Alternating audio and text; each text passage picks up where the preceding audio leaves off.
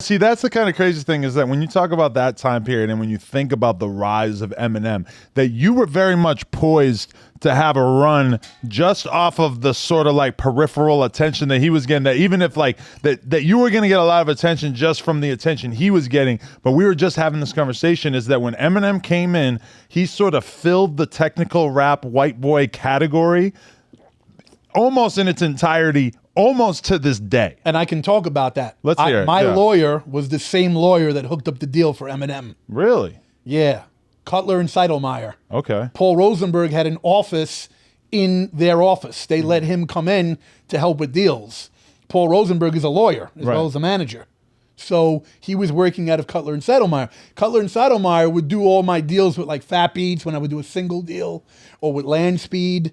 Because at that time when M dropped, everyone in the underground was doing 12-inch deals with Fat Beats. So you would do a 12-inch deal and you would have an A and B side. It would be 2 tracks. And you would get like maybe $5,000. Okay. Now that was a lot back then. Right. Because, and then now in Fat Beats, you go and you do a Fat Beats in-store. Excuse me, Fat Beats has a publicist working. Like I became famous overnight fucking with Fat Beats. Fat Beats was the mecca of New York City. Right. Everybody would go there. That was on right above Papaya on West 8th. And what was the street hide of Fat Beats? 6th Avenue and 8th. And so basically, I was trying to get a deal, you know? And I kept getting told by Cutler and Seidelmeyer, nobody wants to sign white boys. So I'm like, fuck. So now I'm starting to study Master P at the time because I'm like, no, nobody's going to sign me. I'm keep getting shitted on. Yo, we gotta have quiet. Yeah, guys, Sorry, you can't talk. Yeah. You know what I mean? Like silence. Sorry, they're just going to hear it in the background. Okay, so no white boys at the time. At the time, I'm being told nobody wants to sign white boys Because there by was like Cutler and Seidelmeyer. there was like 10 years of no white boys being signed before Eminem, right? There was like a massive gap before him prior to that. Because Vanilla Ice kind of poisoned the waters, right? Yes, it got to a point where Vanilla Ice would be when I'm in school, you know, because I grew up in a black hood in the projects, Glenwood Projects. Then I went to South Shore High School across the street from the projects next to Canarsie. So the first thing somebody black would say to you would be, oh, Vanilla Ice? Yeah. And then I would get furious and be like, nah, fuck you. What do you mean, Vanilla Ice?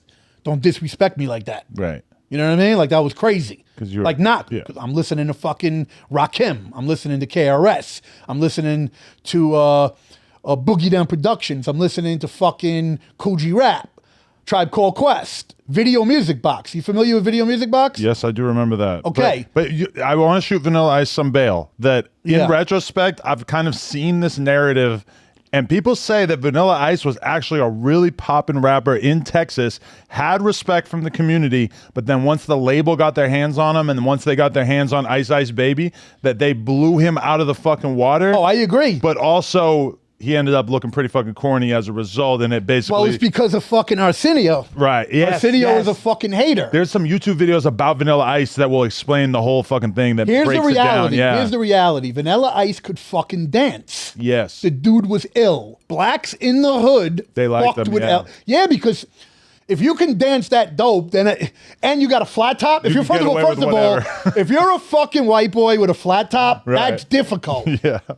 Okay, do you know what you got to do? Right. You got to use mad gel. He believed in himself. Right. Mad gel. You got to use a lot of gel. And here's the because I grew up in the project. Right. So there was white boys in Glenwood Projects that repped the part. Right. Like it wasn't wigger shit. You ain't seen white boys like that. Listen, in my projects Right. in Brooklyn, we're in Brooklyn, New York. Right.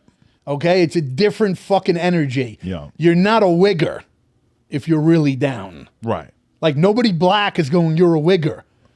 They're hanging with you if you're rocking fucking polo with fucking, you know, a P-Wing fucking shirt. You're wearing $200 shirts. Yeah. Nobody's calling you a wigger.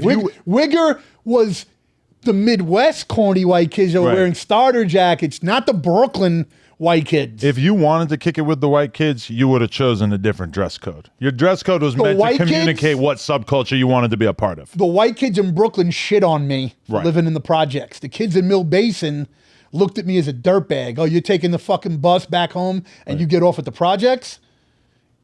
Sad to say, racist. You live with the N, like, yo, this is where I didn't even, when you live there, you don't think like that. You were a white rapper in New York City at a time when it was actually challenging to be a white rapper in New York City. Yeah. I was a white boy in Brooklyn before even a rapper. Right, yeah. In the projects. Right. You understand? Before we even knew how to rap, I had to deal with the fact that I'm getting jumped by 16 black kids that want to fucking tear my head off. At a and I don't time even when know why. New York was a lot more dangerous than we know it to be these days. Well, less people were inside. Yeah. Remember, now everybody's inside. You got, like a 6'9" or whatever, constantly protected. I'm just using it as an example of that. Like, he represents the person that could snitch and rat and get away with it and still cool. And you didn't have that. You had to be outside. Yeah. If you were that kind of person back then, you would get a fucking beating.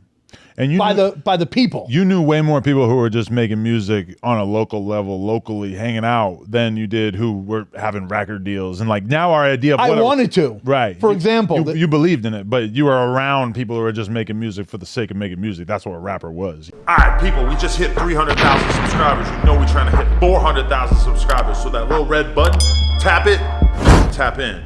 Appreciate y'all.